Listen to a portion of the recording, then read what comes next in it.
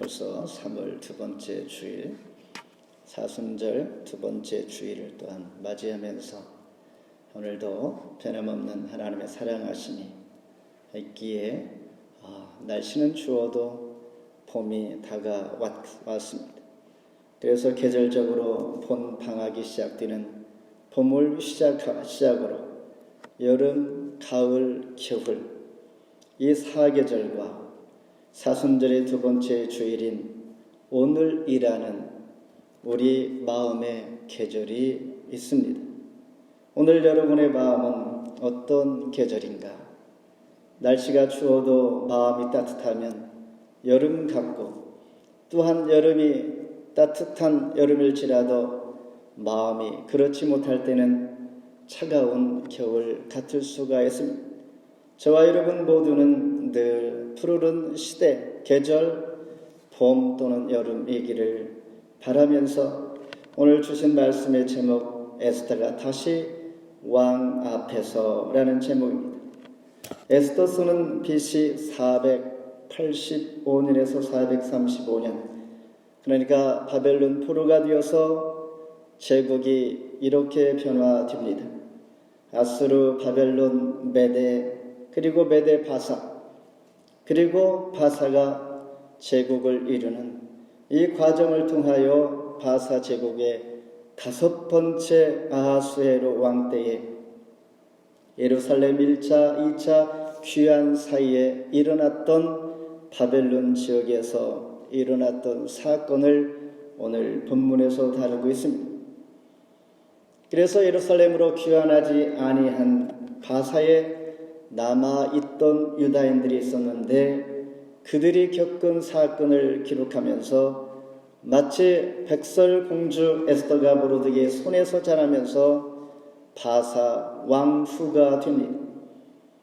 그래서 극적인 상황, 어려운 상황, 생명의 위협을 당할 수밖에 없는 바사 땅에서 하나님께서 택한 그 민족을 어떻게 구원하시는가?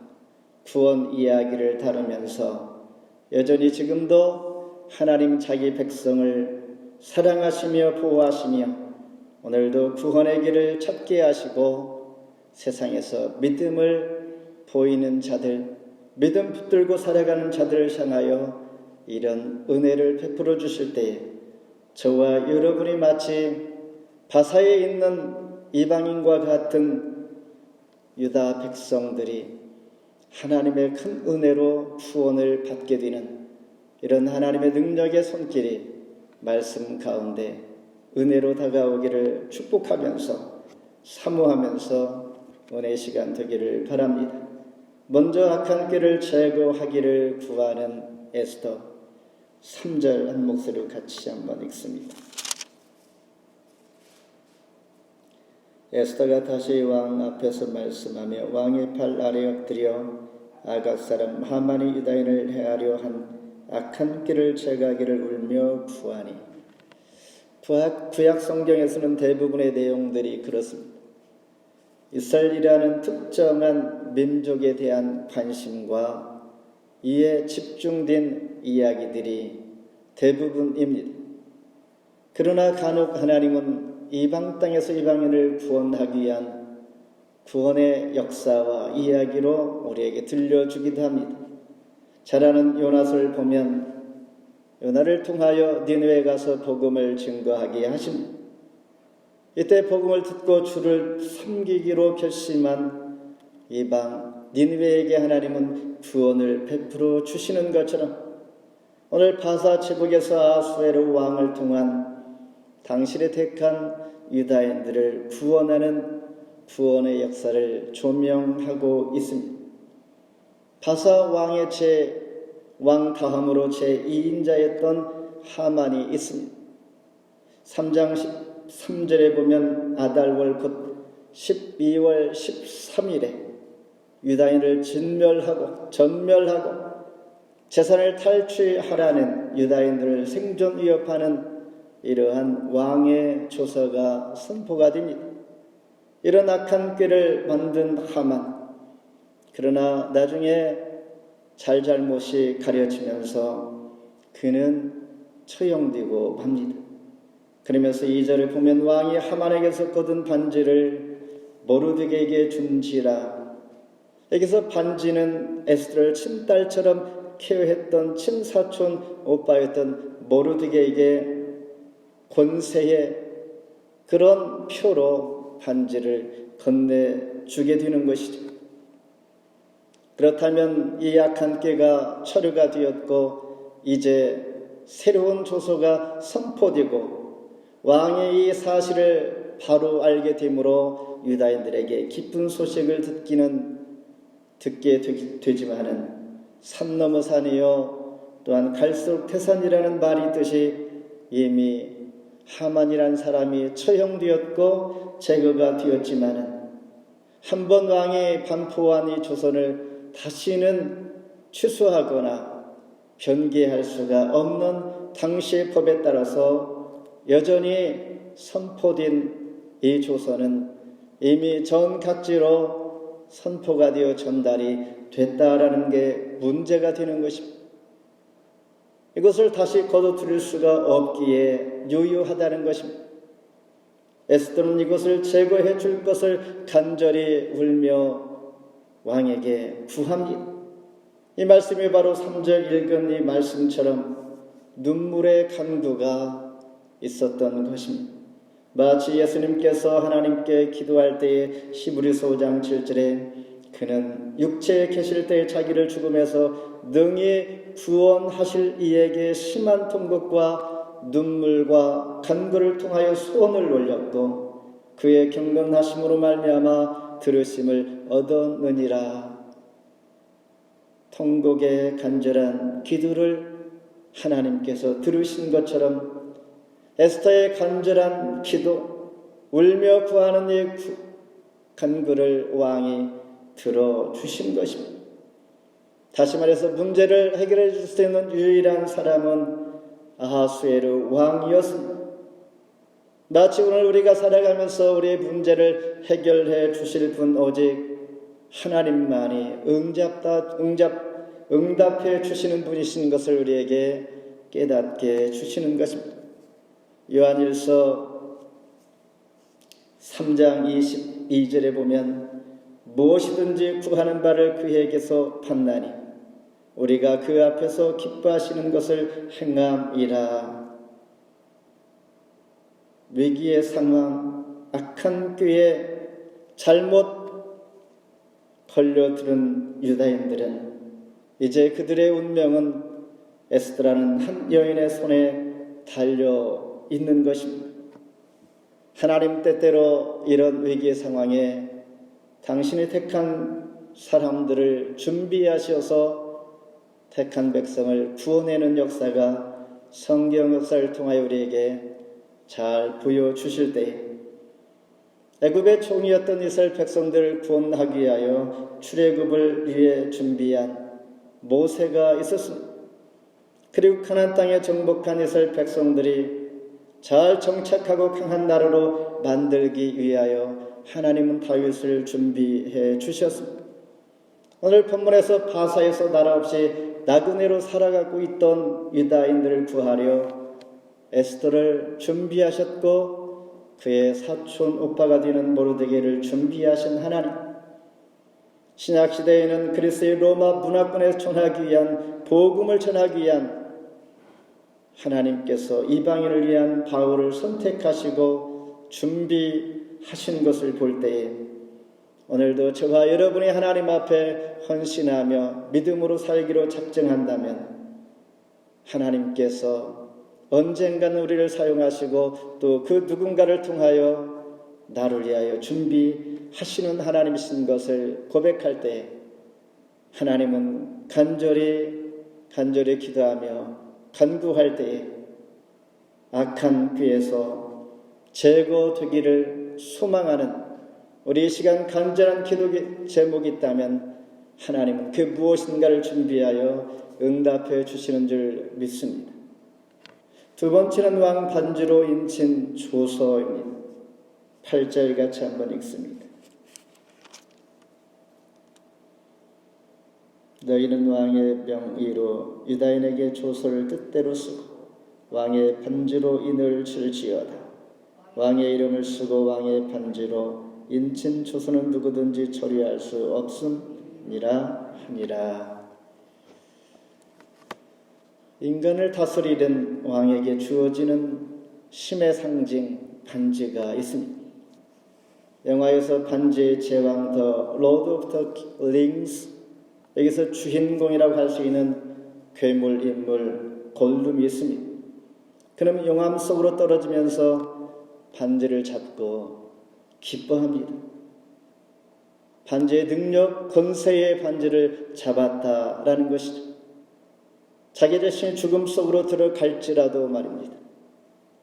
마치 하나님을 모르고 세상의 권세를 잡은 자의 그 기쁨의 모습과 같은 것을 생각할 때 저와 여러분은 하나님의 사랑은 무엇을 붙들고 기뻐하겠는가?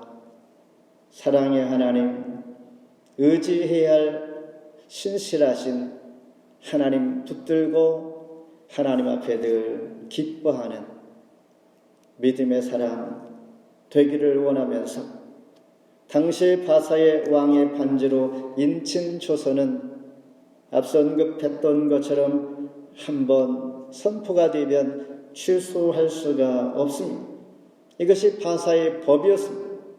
따라서 왕은 자기 백성의 생존을 위해서 울며 애원하는 에스더 앞에 취소할 수 없으니 제2의 조서를 선포하게 됩니다. 에스더의 간청을 수락한 것입니다. 그래서 1차에 선포한 조서 약 2개월 후에 즉 3월 23일에 2차 조서를 공포하게 됩니다.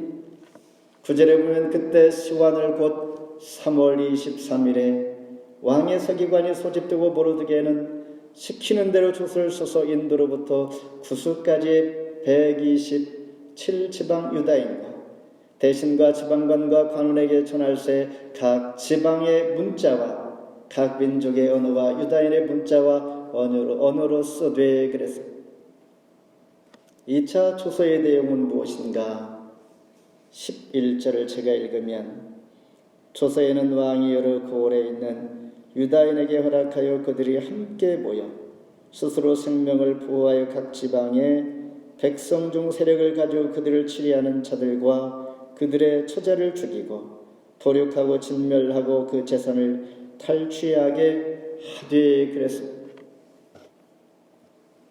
1차 조세를 침해하지 아니하고 취소할 수가 없으니 그대로 요요하지만은 이에 상응하는 문제를 대적할 수 있는 이 조서를 반포하면서 왕이 그 내용을 이렇게 설명할 때 만일 당신들이 그때가 되어서 해하려고 하는 사람이 있다면 여러분들에게 내가 마음껏 자유권을 행사할 수 있도록 줄 것이니까 그들과 대적하여 싸워 그들을 진멸하고 도륙하고 그 재산을 탈취하라 이렇게 명령해 줍니다.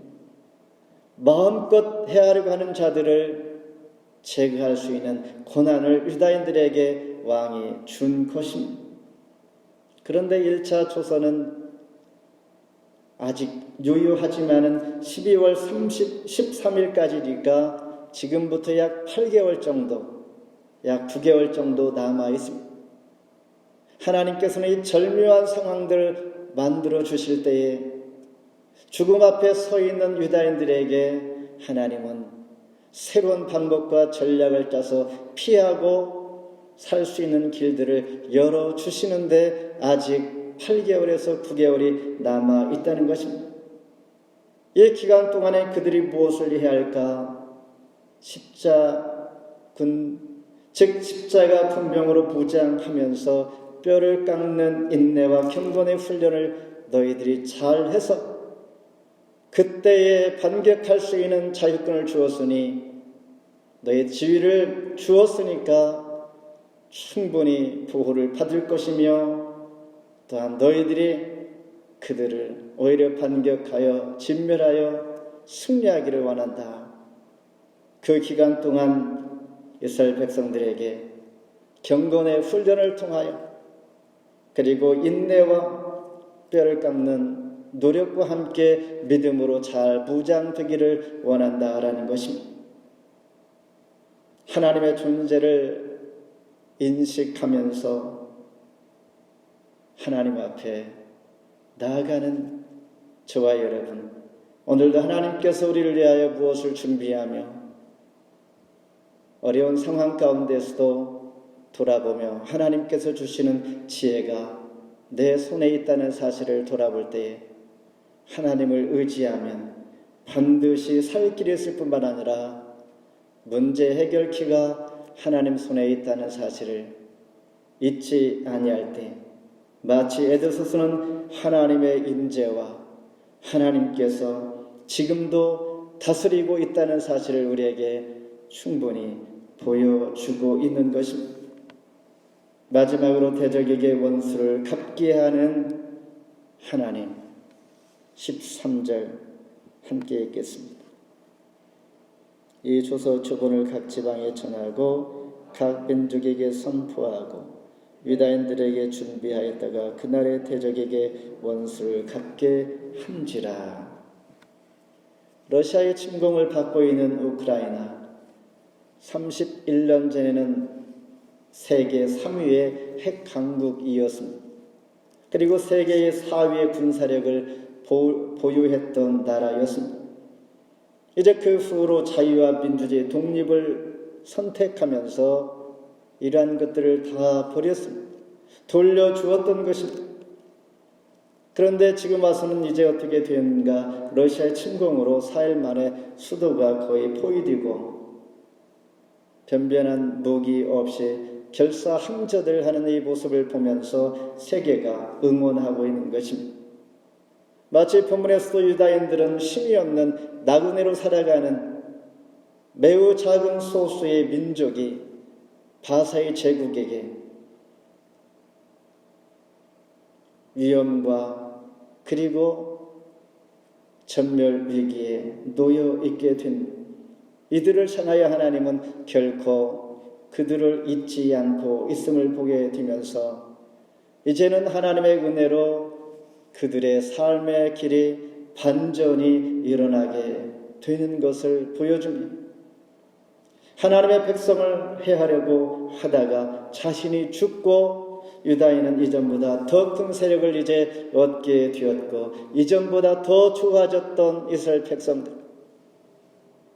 고난 가운데 인내하면서 하나님을 의지하여 하나님 은혜로 더 좋아진 유다인들을 볼 때에 이제 그들의 매우 작은 소수 민족 유다인을 바라볼 때에 얕볼 수 없는 그런 이들인 것을 바사 사람들이 알게 됩니다. 17절에 보면 왕의 어명이 이르는 각 지방 각 읍에서 유다인들이 즐기고 기뻐하여 잔치를 베풀고 그날을 명절로 삼으니 본토 백성이 유다인을 두려워하여 유다인 뒤는 자가 많더라. 하나님의 손길이 그들에게 있다라는 것을 그들이 아마 느끼지 않았을까 생각하면서 자기들도 본토 사람들도 유다인이 되기로 하는 자들이 많더라라고 말씀하고 있습니다. 유다인들은 왕의 2차 초소대로 스스로를 지킬 수 있는 훈련을 겸비하면서 12월 13일, 14일 원수들을 찾아 진멸하기 시작합니다. 원래는 12월 13일이었으나 하루를 더 허락을 받아서 이틀 동안 마음껏 원수들을 대적하게 허락해 주신 것입니다.